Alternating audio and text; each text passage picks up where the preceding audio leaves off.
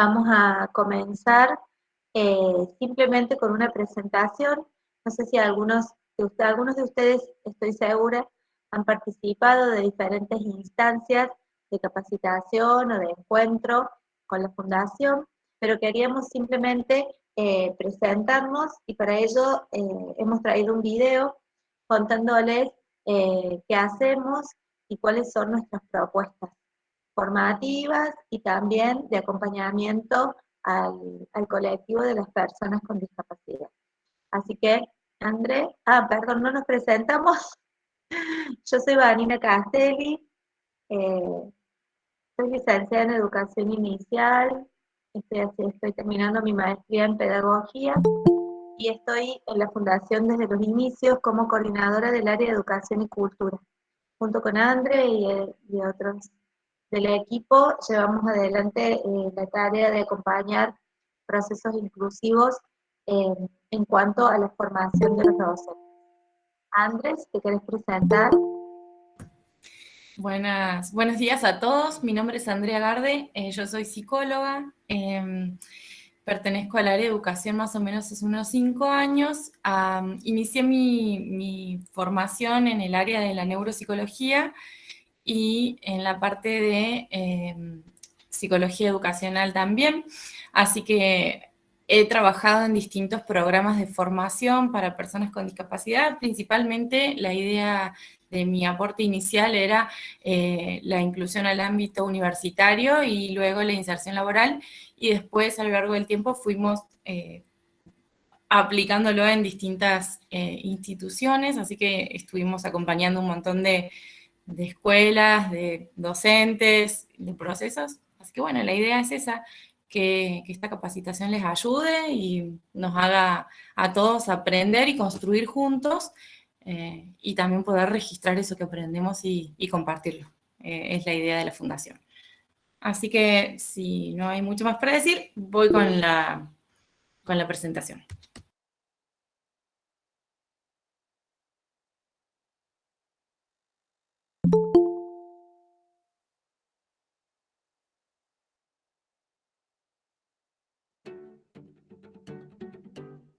¿Por qué cuando se habla de personas con discapacidad nos referimos a ellas como una minoría? Según la Organización Mundial de la Salud, hay más de 1.000 millones de personas con discapacidad en el mundo. En Argentina, el último censo del año 2010 reveló que hay un 12% de la población con discapacidad. Esto equivale a más de 5 millones de personas con discapacidad. Entonces, ¿por qué todavía hablamos de minorías? La Fundación Por Igual Más surge para dar protagonismo a la voz de las personas con discapacidad, a sus familias, las instituciones vinculadas y todos los que se interesan en el tema. Lo que buscamos es vincular a todos los actores relacionados con la temática y ser un espacio que brinde información actualizada, producida entre todos. Por eso, queremos ser el nexo a través de la primera red social accesible, llamada Por Igual Más, donde la protagonista es la voz de las personas con discapacidad, sus familias y las instituciones. Un espacio donde pueden compartir inquietudes, reflexiones, necesidades, experiencias e información. En esta red también producimos, editamos y buscamos información actualizada sobre accesibilidad y discapacidad en diferentes ámbitos como la educación, nuevas tecnologías, deporte, leyes y arte. Regístrate como usuario de la red social en www.porigualmas.org. Suma vos también. Además, en la Fundación Por Igual Más tenemos otros proyectos. Trabajamos en el armado comunitario de un glosario social sobre las diferentes discapacidades y sobre algunas de las enfermedades que conllevan a ellas. Porque a la discapacidad la definís vos, con tu testimonio y tu experiencia. Trabajamos en la confección de una agenda de las instituciones que prestan diferentes servicios a las personas con discapacidad en Argentina, para que todos tengan acceso a conocerlas. Brindamos capacitaciones en los distintos niveles de educación, desde el nivel inicial sobre discapacidad y diversidad. Producimos y realizamos spots y videos de concientización y discapacidad. ¿Querés ser parte? Estamos buscando sumadores de la inclusión. Hay 3 formas de sumarte: como amigo de fierro, como voluntario o haciendo tu práctica profesional. Sumate a la Fundación Por Igual Más como amigo de fierro, con un aporte mensual y sostenido de 50 pesos o lo que puedas. Todos sumamos. Podés hacerlo de 3 maneras: generando un cupón en nuestro sitio web, por débito automático en tu tarjeta de crédito o a través de depósito o transferencia bancaria. Sumate como voluntario si tenés ganas de aportar en este proyecto latinoamericano, donde trabajamos por la discapacidad. Te esperamos. Hay mucho por hacer. También podés hacer tu práctica profesional con nosotros. Si sos estudiante avanzado y profesional de comunicación social, periodismo, diseño gráfico, diseño web, programación web, social media management, recursos humanos, administración de empresas, publicidad, relaciones internacionales, marketing, relaciones institucionales, abogados.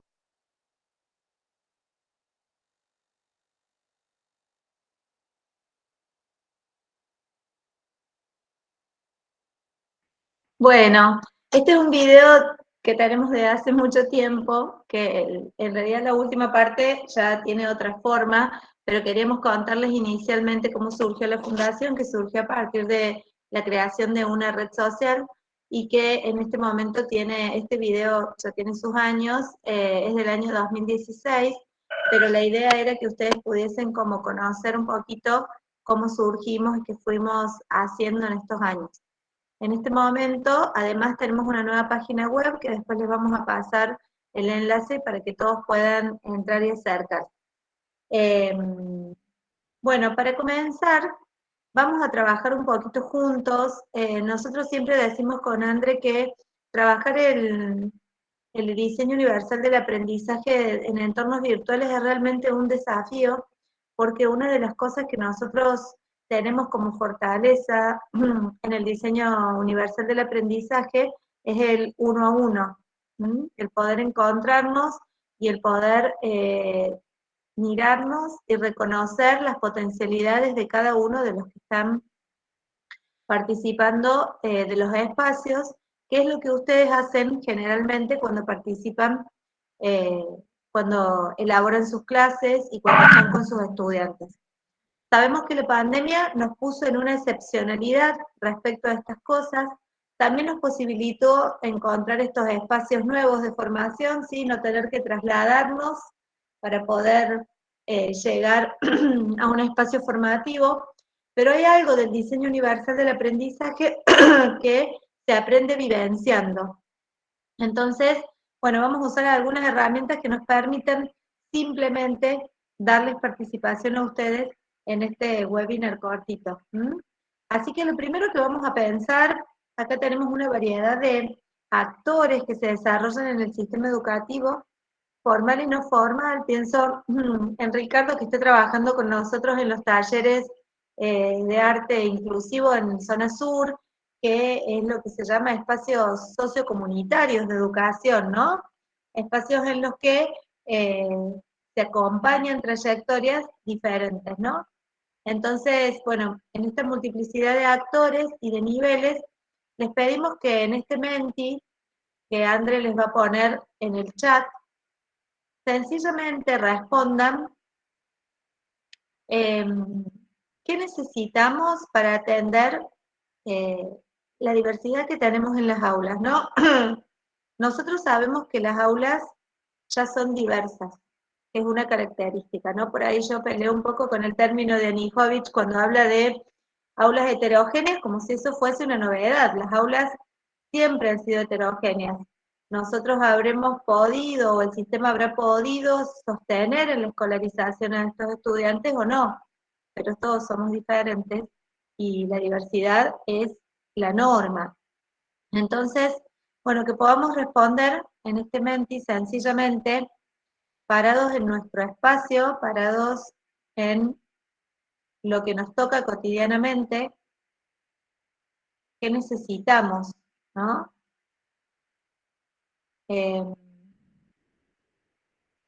Formación, disponibilidad pusieron algunos, flexibilidad.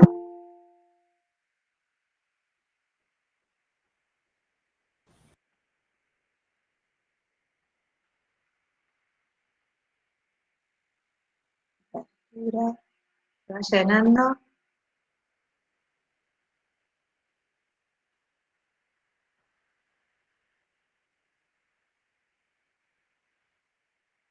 Empatía.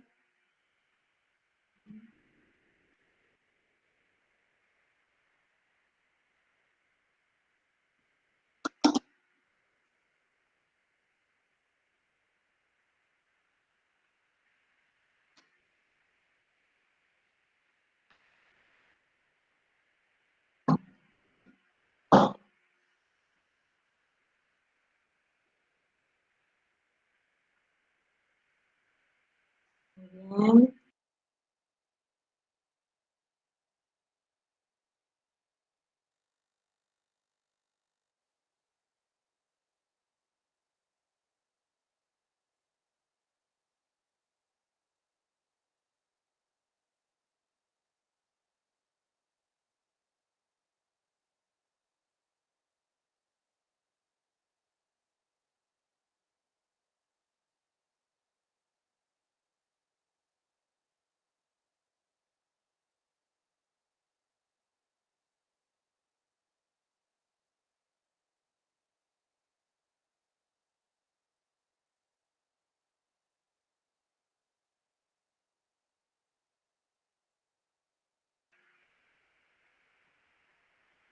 Bueno, van saliendo algunas palabras que me interesa mucho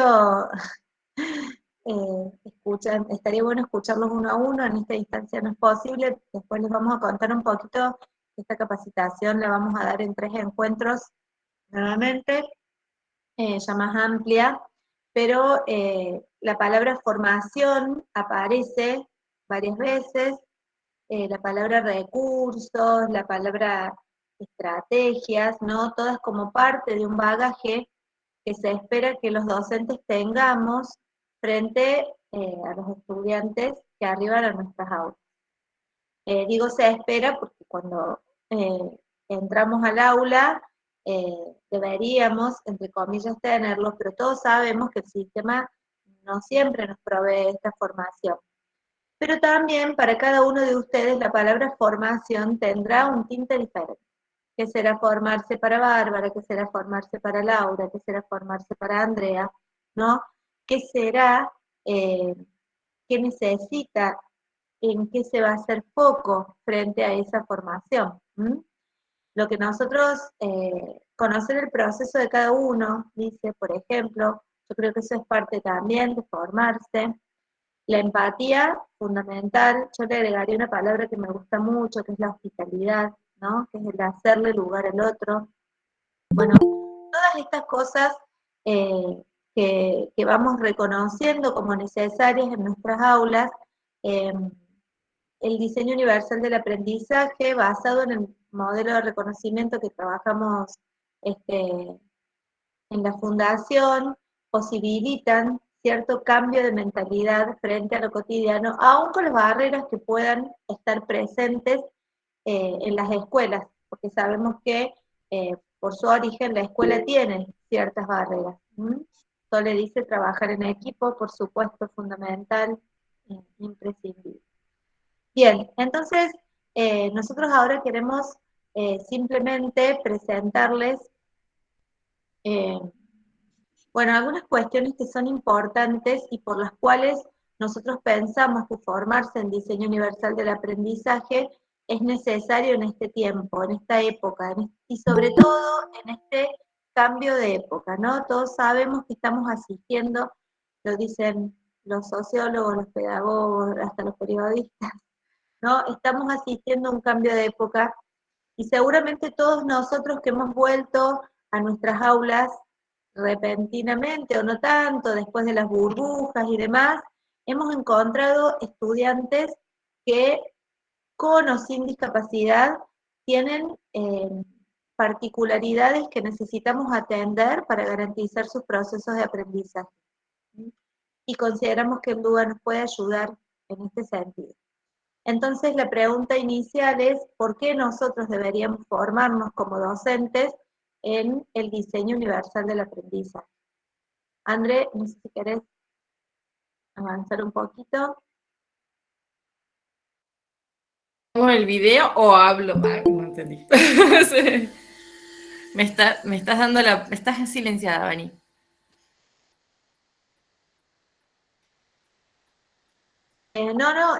Digo, podemos hacer como un momento de diálogo más general y después contamos un poco qué es el diseño universal del aprendizaje, sus pautas y demás. Es que estaba muy en modo secretaria operativa, estaba tratando de hacer todo bien. Bueno, sí, un poco lo que hablábamos con Vani cuando hablábamos de esto es que en realidad la realidad de todos cuando volvemos al aula es muy distinta porque primero que durante un periodo de tiempo de casi 2 años, 1 año y medio, el aislamiento nos deja a muchos de nosotros en un montón de situaciones muy diferentes. Y eso también quiere decir que las familias y todas las instituciones que en los primeros periodos de sociabilización necesitan estas salidas, no tuvieron esa posibilidad. Entonces los niños, o sobre todo la población infantil, cuando llega a las aulas, llega en una situación bastante particular.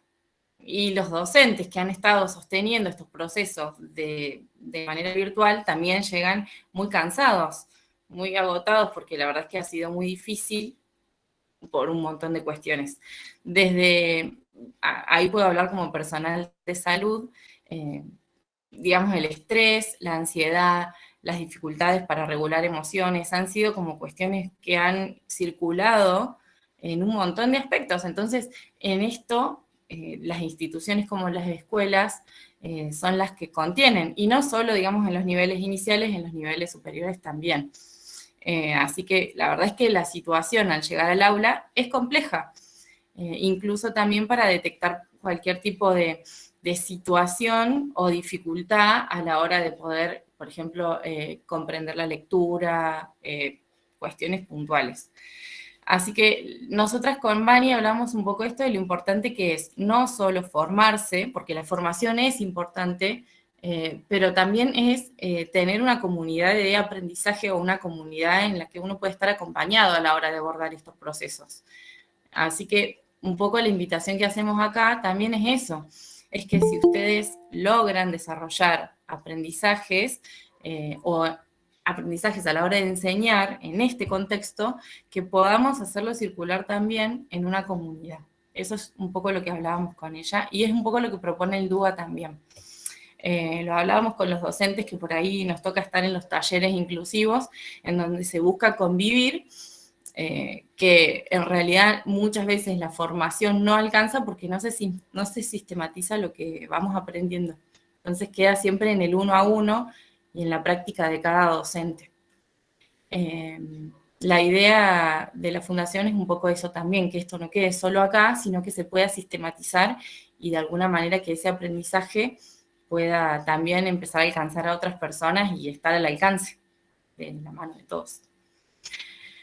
Así que bueno, no sé si, no quiero extenderme mucho más, si les parece podemos ya empezar a ver un poco de qué es el diseño universal del aprendizaje y por qué el diseño universal del aprendizaje es una opción para abordar las aulas diversas, una opción didáctica concreta posible.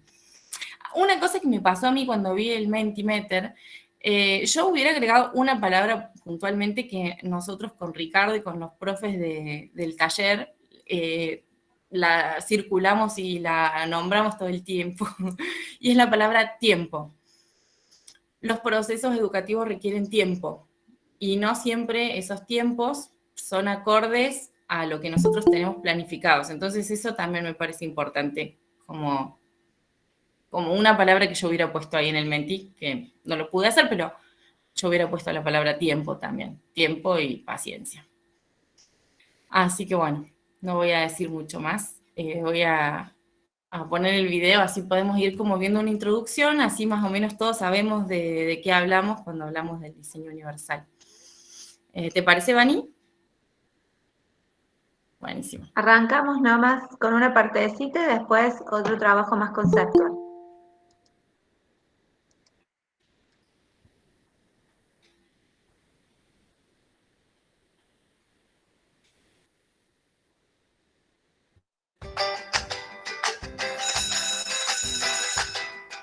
Todos estamos en el aula. Todos necesitamos aprender. Enfoque didáctico, diseño universal del aprendizaje, DUA. Estilo de enseñanza centrada en la diversidad. Busca eliminar las barreras, en pos de aprender a aprender. Propone un modelo flexible que considere a todos los estudiantes sin diferencia alguna entre ellos. Potencia el desarrollo de las habilidades de cada uno de los estudiantes. ¿Cómo es el aula donde se aplica el DUA?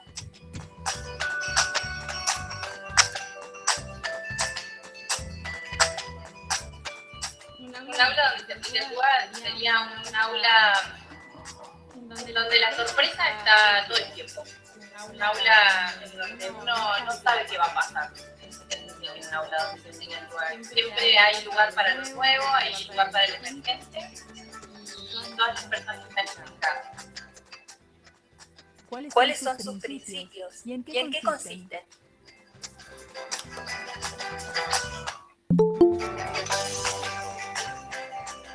Tenemos tres principios de representación de diferentes formas de representar deportes, martes, mostrar la realidad enseñando. ¿Qué quiere decir sobre cuáles son los canales que utiliza el docente para transmitir la información o el contenido a trabajar? Esto tiene que ver con utilizar diferentes maneras y modos de transmitir un contenido al espacio áulico. Hay, por ejemplo, estímulos musicales que hacen que sea mucho más fácil de comprenderse algo, o que utilizar como separadores para dinamitas de grupo, tarjetas con letras, tarjetas, por ejemplo, que tengan información. Esta es la parte en la que me da vergüenza verme en el video. No tengo por qué. Bueno. Bueno, este video es un poquito más extenso, ya vamos a ver la otra parte, en realidad para poder trabajar con cada uno de los principios, pero nos interesaba en este momento poder avanzar, tenés el Power Andre, así lo vamos trabajando, avanzar con cada uno de los conceptos que hacen al diseño universal del aprendizaje. El diseño universal del aprendizaje es un enfoque didáctico. ¿Qué significa esto? Que es un enfoque que posibilita la enseñanza. El diseño universal del aprendizaje surge en Estados Unidos, en el centro CAST, aproximadamente entre el 2006 y el 2008.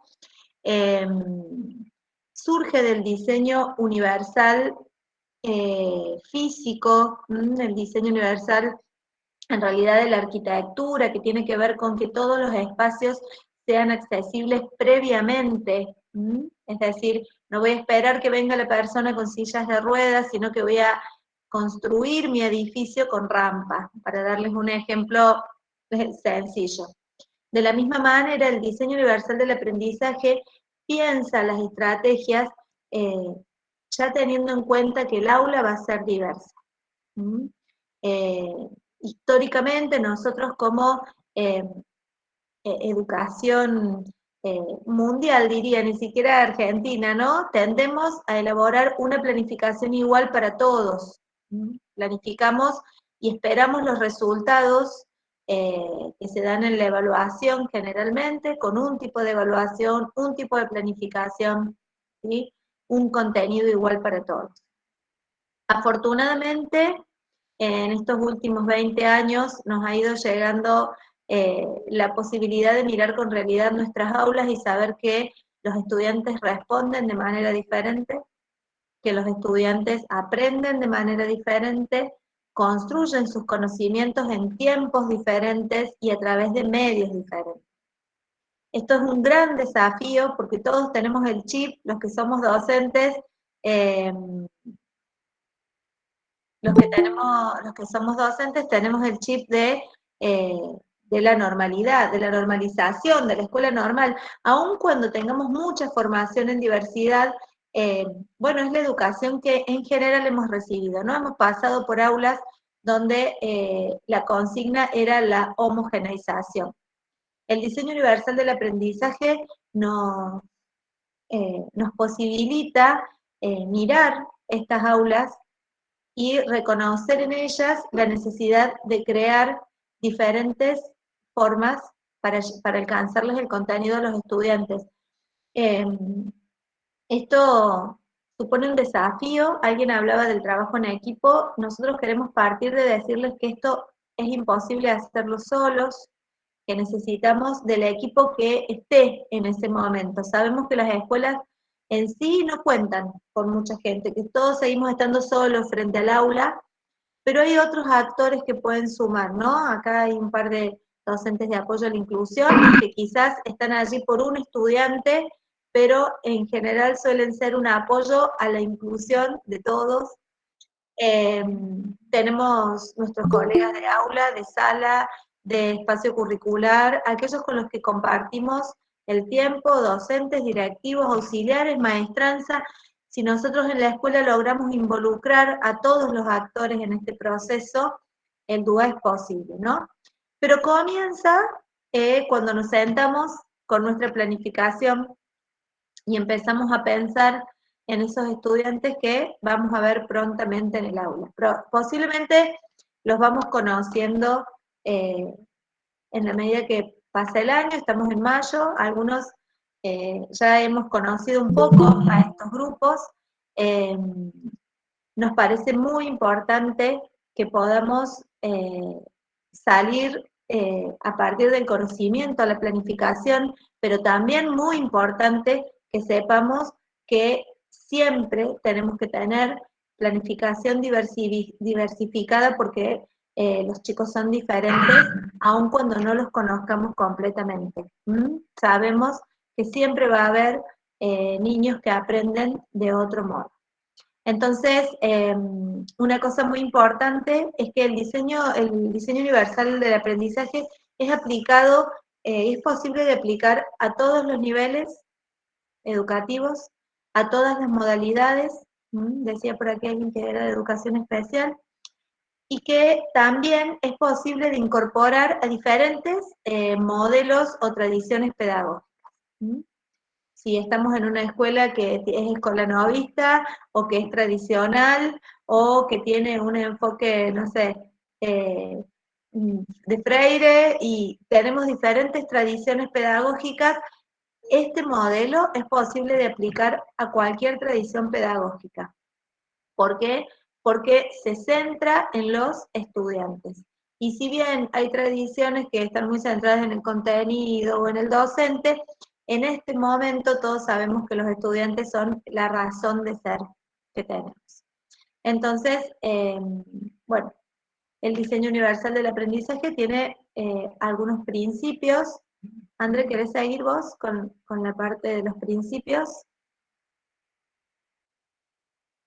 Bien, sí, también me gustaría agregar a lo que contaba Vani, el tema de que el diseño universal del aprendizaje tiene las bases en este grupo de personas que se pusieron a investigar y desarrolló estos 3 principios en función de 3 redes neuronales muy importantes a la hora de aprender. Entonces, hay toda una base desde la cual, científica, desde la cual se proporcionan estos tres principios, ¿no? Propone primero múltiples formas de representación, planteando de alguna manera acá las redes de percepción, todo lo que tiene que ver con los sentidos, con procesar lo que estamos viendo, lo que estamos escuchando, lo que estamos sintiendo. Luego, proporcionar múltiples formas de expresión que tiene que ver con que yo pueda tener a mi alcance suficientes medios de expresión acordes a los medios que yo tengo para expresarme y no siempre acorde a los medios que el entorno me pide que yo me exprese.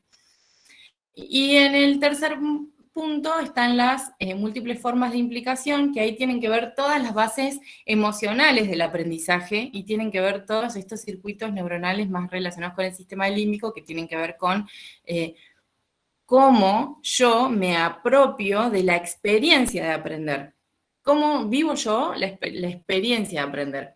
Nosotros siempre que damos las capacitaciones tratamos de que estos tres focos estén puestos no solo sobre el alumno, sino también sobre el docente.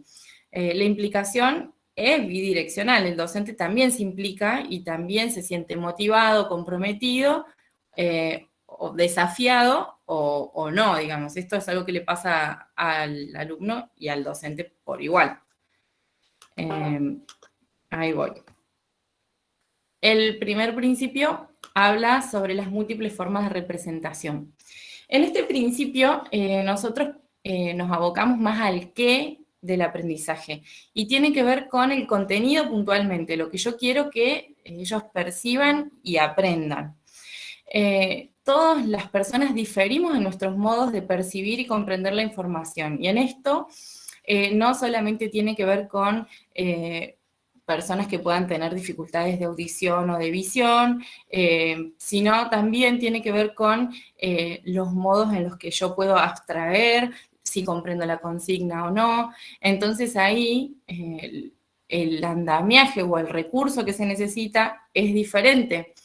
Y si pensamos que hay un montón de personas, hay un montón de estilos de aprendizaje, hay un montón de formas de aprender y de apropiarse o de comprender lo que estoy viendo, eso implica que en el aula muchas veces necesitamos tener a mano una caja de herramientas bastante amplia para que todas las personas puedan comprender y no tratar de que todos comprendan como yo explico, ¿sí? Entonces, muchas veces lo que nosotros explicamos en este sentido es que si yo solamente le ofrezco una clase verbal, las personas que a lo mejor necesitan un anclaje más visual para poder sostener la atención o para entender el concepto, van a quedar por fuera.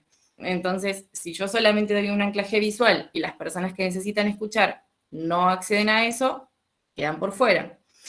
Si yo necesito explorar y solamente tengo que leer un texto, posiblemente quede por fuera. Y ahí es donde empiezan las dificultades a la hora de aprender o las barreras para el aprendizaje, ¿sí? No está la filmina de las barreras del aprendizaje, pero hubiera sido muy bueno también ponerla esa. Entonces, muchas veces nosotros no podemos abordar la diversidad también porque a lo largo del tiempo hemos ido reproduciendo solo algunas formas de representación, ¿sí? Ya si se anotan en el curso seguramente van a ir viendo que tanto la lectocomprensión tiene limitaciones, bueno, cada una de las formas de representación son útiles, pero solo para algunos casos, no son inclusivas. Entonces, la idea es que tengamos una caja de herramientas lo más amplia posible. ¿Sí? Vani, ¿querés agregar algo? No, que por ahí solo decir que los tres principios están completamente vinculados, y no es que a uno primero, otro después y otro después, ¿no? Todos tienen que ver con todos, y que por ahí, en la medida que avanzamos en los niveles educativos, ¿no? Que pasamos a primaria, pasamos a secundaria y ni hablar de superior, estas cosas se nos empiezan a dificultar por la edad de los estudiantes, pero creo que también hay una cuestión que nosotros tenemos incorporado como docentes, que en la medida que avanzamos, yo soy docente de nivel superior, pareciese que lo académico está relacionado solo con la lectura y la escritura, y con la oralidad en algunas situaciones, pero empezamos a dejar fuera también lo lúdico, las percepciones físicas, el tacto, el olfato, porque damos por sentado que si llegó a ese nivel educativo ya puede abstraer simplemente. Por eso les digo que estas capacitaciones online tan breves no nos permiten tampoco hacer tanta exploración con ustedes. Después en las capacitaciones más amplias sí lo hacemos, pero no podemos dar por sentado que todos los estudiantes comprenden lo que yo digo tal como yo lo dije, solo por ejemplo a través de una explicación oral, aunque el estudiante tenga 25 años. Y esto rige para las personas con discapacidad y sin discapacidad, ¿no? Esto toma a todas las diversidades que podemos encontrar, todos los tipos de diversidad que estén presentes en nuestros entornos, ¿no? A veces formativos, emocionales, de recorrido, de trayectoria escolar. Tengo muchos ejemplos del nivel superior que tienen que ver con que no tiene que ver quizás con algo neurológico, una cuestión física, sino más bien con sus propios recorridos. Entonces, bueno, esto, tener en cuenta que si nos animamos como a salir de una percepción de lo académico como solo lo que está escrito o la reproducción oral o teórica como la conocemos, podemos empezar a incorporar estas cuestiones. Está bueno esto que decías, Vani, porque me recuerda que dentro de las bases teóricas que se toman también para trabajar con el DUA están las inteligencias múltiples. Entonces, cuando nosotros pensamos en esto, ¿no? En proporcionar múltiples formas de representación, también pensamos en el tipo de inteligencia que la persona tuvo más desarrollo, digamos. Que no quiere decir que sea la única que tiene, pero que sí es la que le hace más fácil llegar a ese contenido. Se me ocurre un ejemplo que yo le daba a uno de los profes del taller la otra vez, que yo estoy aprendiendo bajo, y la profe que me enseña bajo a mí, o sea, imagínense, yo soy psicóloga, no sé nada de música. La profe que me enseña trabaja con inteligencias múltiples. Entonces ella me estaba explicando un concepto súper abstracto que tiene que ver con las escalas musicales, y yo, por ahí, como ella me lo explicaba, no lo entendía. Ella me lo explicaba de manera verbal y me lo explicaba con mi instrumento, que era el bajo en ese momento. Entonces me mandó un PDF en donde estaba escrito de qué se trataba, por qué se hacía de ese modo, y yo con el PDF lo pude comprender mucho más. Pero eso es porque mi inteligencia lógico-racional está mucho más desarrollada que tal vez mi oído musical. En cambio, mi amigo que está estudiando conmigo, esa explicación que ella le hizo ahí, verbalmente, con una experiencia sensorial, fue suficiente. A la semana siguiente quiso explicar otra escala y ahí ya no la entendimos ninguno de los dos. Entonces ella dejó nuestros bajos y se fue a un piano, y con el piano nos mostraba visualmente cómo se veían los segmentos en la música.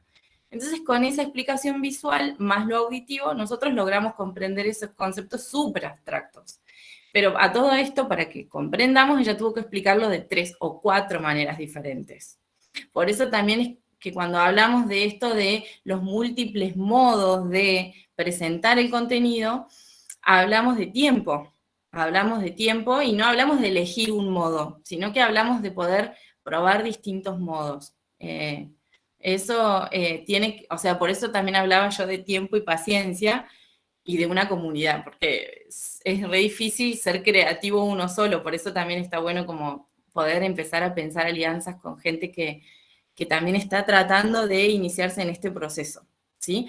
Lo que hablábamos con los profes del taller también el otro día era que esto implica una apuesta personal, es como una inversión a largo plazo, implica como un esfuerzo a corto plazo de comprender y de invertir, pero después a largo plazo, de acá a un año, ponele, tenés tu caja de herramientas súper completa y tenés la posibilidad de adaptarte a aulas diversas con muchísimo más facilidad. Entonces, es como esa la idea. ¿Pasamos al otro, André, porque no nos queda tanto tiempo? Estoy pasando. Proporcionar múltiples formas de expresión es básicamente, digamos, contemplar que no todas las personas pueden expresar lo que han aprendido de la misma manera, ¿sí? Entonces, si yo solo le pido que exprese su aprendizaje de una manera en un momento determinado, hay muchas probabilidades de que yo considere que el aprendizaje no se dio solo porque solo por ese esquema, digamos, que yo tengo de evaluación, ¿sí? En esto es como la misma cara de la representación, pero a nivel expresión. Entonces, si yo tengo disponibles más recursos para que las personas se expresen, posiblemente yo voy a estar mucho más segura de cómo fue su proceso de aprendizaje. Y de vuelta esto implica tiempo. Tiempo y desarrollo, digamos, de modos de expresión. Acá también entran las actividades de aprendizaje, ¿no? Todo lo que tiene que ver con los recursos que utilizamos para que los estudiantes manipulen el aprendizaje y se lo apropien. Entonces, por un lado tiene que ver con la evaluación, pero también tiene que ver con la construcción de ese aprendizaje y las herramientas que les damos, que también nuevamente, en general, supongan en quinto grado, les decimos, lean la página tanto de ciencias sociales, saquen ideas previas y elaboren un cuadro, y a veces que lo pongan en común. Si se dan cuenta, esa es una sola vía de expresión, ¿no? O sea, trabajan con la lectura, la comprensión lectora, que debe estar, por supuesto, pero no hay otras. Y una cosa fundamental que recién dijo André, y que no quiero que se nos escape, es que no se trata de elegir una forma hoy, otra mañana, otra pasado.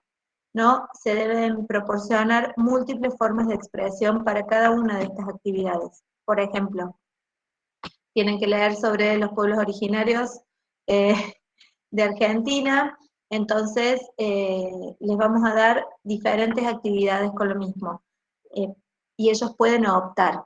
Entonces tienen la opción de escuchar un podcast sobre los pueblos originarios, de leer el texto y sacar ideas principales, de ver un video sobre los pueblos originarios, de construir luego una maqueta con alguno de esos videos, o escribir un texto, o grabar un audio. En ese sentido, no es como consecutiva cuando les ofrecemos múltiples formas de todo, implicación y demás, sino que son simultáneas. Por eso André dice, lleva tiempo y paciencia, pero a la larga nos da una caja de herramientas muy interesante que nos va a proporcionar tener siempre varias opciones para los estudiantes. Si se dan cuenta, nosotros no estamos pensando una opción por estudiante, porque eso sería una locura. Bueno, en el curso vamos a hablar un poquito de planificación diversificada, pero en realidad lo que estamos ofreciendo son diferentes y múltiples medios de representación, por ejemplo, a partir de las inteligencias múltiples, ¿sí? O de los estilos de aprendizaje, pero siempre muchas y simultáneas, ¿no? Por ahí una cosa que nos suele pasar es que los docentes inmediatamente pensamos en una secuencia didáctica. Bueno, la secuencia didáctica que tiene momentos, en cada momento pensaremos para cada momento, para cada situación de aprendizaje, múltiples formas de expresión, de representación y de implicación. Y lo bueno de esto, Vani, es que nosotros después ya vamos a conocer a nuestros alumnos, a nuestros estudiantes, y ya vamos a tener como una especie de sistema en donde la evaluación es diversificada. Entonces ya sabemos que, por ejemplo, nosotros tenemos un estudiante en el taller que tiene autismo y necesita tal vez pictogramas. Entonces, nosotros ya sabemos que en nuestra planificación los pictogramas o el espacio diferenciado para que él pueda hacer su proceso de aprendizaje está contemplado. Y eso es algo que va a estar contemplado de acá hasta noviembre. Entonces, no es que vos vas en todas las clases trazando este andamiaje, sino que vos después ya vas teniendo un sistema en el que esto funcione y vos te organizás en función de ese sistema, digamos. Eso como que también está bueno porque si no, por ahí a veces abruma. Cuando uno empieza con esto, la sensación es esa. Y bueno, Por eso también es la idea que no nos quedemos solos, que nos acompañemos en esto. Y las múltiples formas de implicación, que es mi preferida, digamos sería mi fuerte, porque soy psicóloga y neuropsicóloga, así que básicamente es mi preferida, tiene que ver con cómo todas las personas se sienten comprometidos o motivados a aprender de diferentes maneras. Acá hay un montón de cosas que la verdad que están muy buenas, que tienen que ver con los intereses que muchas veces tienen los docentes y los intereses que muchas veces tienen los estudiantes, y esto, ¿no? Cómo se hace lugar hay algunos que necesitan espontaneidad, novedad, sorpresa, y hay otros que necesitan una rutina estricta. Y en esto es cómo hacemos para que eso se dé, ¿no? Para que eso conviva. Nosotros, esto también, hay niños o jóvenes o adultos que necesitan que se les vaya adelantando, que se les vaya avisando qué es lo que va a pasar, porque si no se le avisa se desorganizan. Hay otras personas que necesitan como reírse, digamos, todos necesitamos cosas diferentes, ¿sí? Entonces está bueno entender un poco cómo somos nosotros los que estamos acá. Y de vuelta ahí hace falta tiempo, ¿no? Tiempo para conocernos, para que yo me conozca, para que conozca a las personas con las que estoy y para que podamos encontrar ese sistema en el que todos nos podemos comprometer con lo que está pasando, nos podemos sentir parte, sentir implicados. Acá también tiene que ver lo de la hospitalidad que decía Vani, ¿no? Y tiene que ver con la mirada, ¿no? Lo primero que suelen hacer los docentes cuando hay un niño o una persona con discapacidad es pensar algo segregado. Pensemos una planificación para él, que él haga esto y el resto hace esto. Y en realidad eso no es un proceso inclusivo. Hace falta, hace falta entender que lo que beneficia a uno también puede beneficiar a los otros y todos somos parte del mismo aula. Entonces, está bueno como, de vuelta, como cuando pensamos en esto del compromiso, pensar cómo nos pensamos nosotros y cómo vamos pensando el aula como un lugar que ofrezca un espacio de pertenencia. Y ahí sí entran todos estos procesos emocionales, ¿no? Esto que tiene que ver con cómo yo me siento alojado, con cómo yo me siento observado y con cómo yo alojo o miro al otro, ¿no? Porque no siempre la discapacidad se manifiesta con una persona que a lo mejor no ve, no escucha o no puede movilizarse bien. A veces hay situaciones en las que, por ejemplo, hay dificultades con la regulación de los impulsos y es muy difícil empatizar cuando pasan cosas como estas, como hay situaciones disruptivas. Entonces ahí también está bueno ver, ¿no? Cómo me acerco al otro. Yo por mi parte ya he terminado, Vani. Sí. Bueno, queremos dejarles sencillamente, les dejamos la otra parte del video, que así la pueden ver, André, y vamos a ir cerrando. Después del video, Mati Tubero nos va a contar un poquito la propuesta que tenemos de formación para continuar para quienes se quieran sumar a a la capacitación que daremos más extensa y en la que profundizaremos en todos los principios y con algunas propuestas didácticas para que les queden para su tarea cotidiana. Así que, André, ¿querés cerrar con el video? Bien.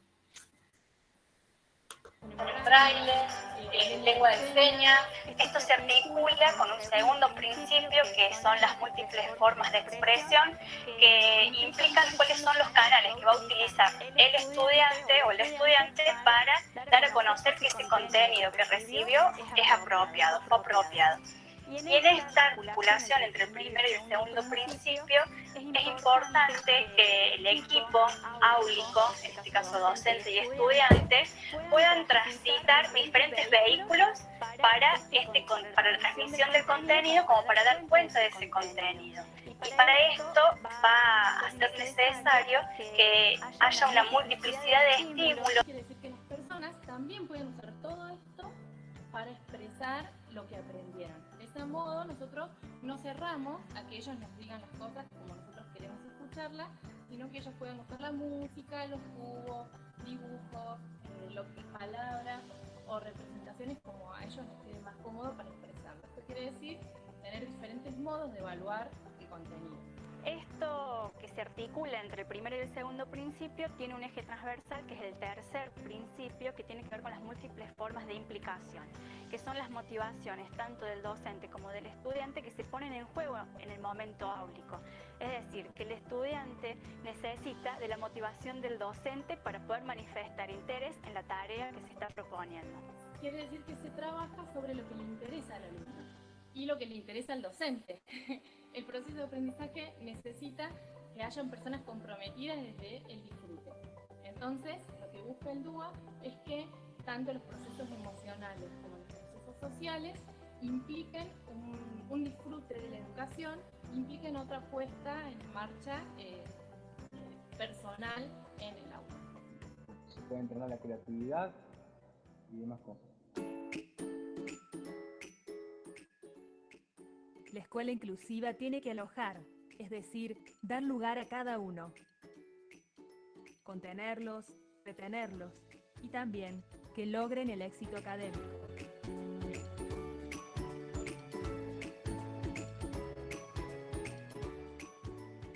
¿Cómo favorece la inclusión en las escuelas? Los estudiantes aprenden de forma heterogénea. Cada estudiante es único e irrepetible. Y a su vez, tenemos una posibilidad tecnológica innovadora de enseñar sin pensar en una persona, por ejemplo, con autismo en particular, o en una persona con síndrome de Down, sino que como que ya podemos abrir entre familias el paraguas de antemano. Y después, en todo caso, flexibilizar o mejorar las prácticas cuando esto lo requiere. También favorece al trayecto de cualquier persona en el colegio, digamos, personas de diversas condiciones o con diversas características. Favorecen tanto que es atendida la diversidad, pero al mismo tiempo la singularidad de cada estudiante que compone ese espacio áulico, y que va a dar lugar a que la inclusión no sea pensada desde inclusión o exclusión, sino desde un espacio de convivencia escolar. ¿Qué actitudes son fundamentales para este enfoque?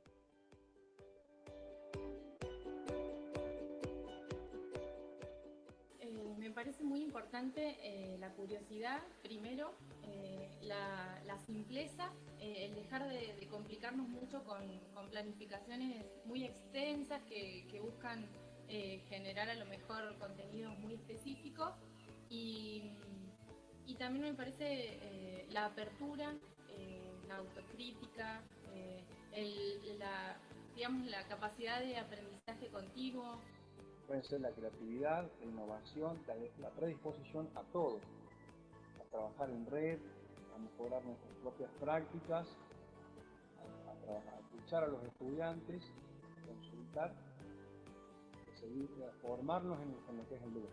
La paciencia de esperar los procesos, tanto del propio docente en cuanto a modificar las prácticas que ya están naturalizadas en cuanto al rol docente, y poder incorporar nuevas perspectivas implica un proceso de transformación al que hay que animarse a ser paciente.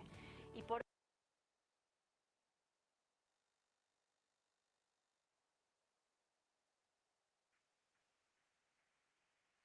Bueno, después les vamos a enviar el enlace completo del video para que puedan terminar de verlo y sacarle, bueno, el jugo a las cuestiones que André, Juanpi y Maca van compartiendo en él.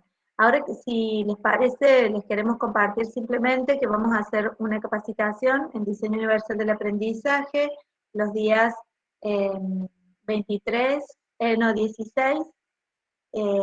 20, esperen que no me acuerdo exactamente las fechas,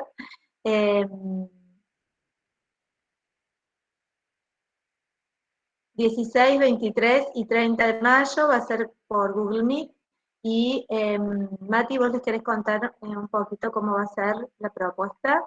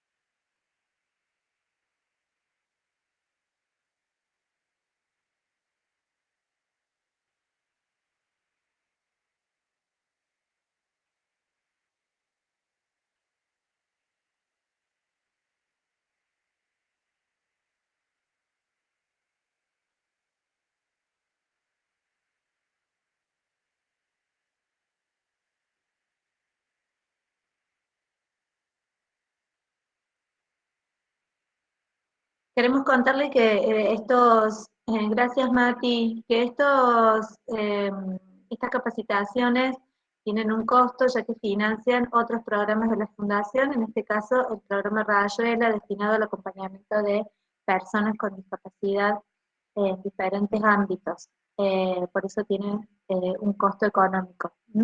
Así que, bueno, agradecerles. Ahí está el enlace de inscripción que puso Mati y quienes han dejado su correo los tendremos en cuenta para el descuento. ¿Alguien quiere Daniel quiere hacer una pregunta? Levantó la mano.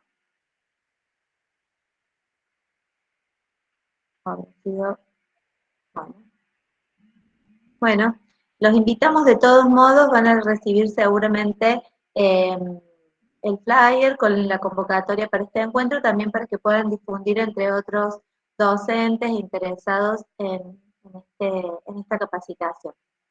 Por mi parte, muchas gracias. Y también quería decirles que, primero agradecerles que vengan, y segundo, que no se queden solos, que hagan comunidad, que si necesitan algo nos tienen por acá, y eso puntualmente. Estamos a su disposición. Muchas gracias a todos y los esperamos a quienes deseen sumarse el 16 de mayo.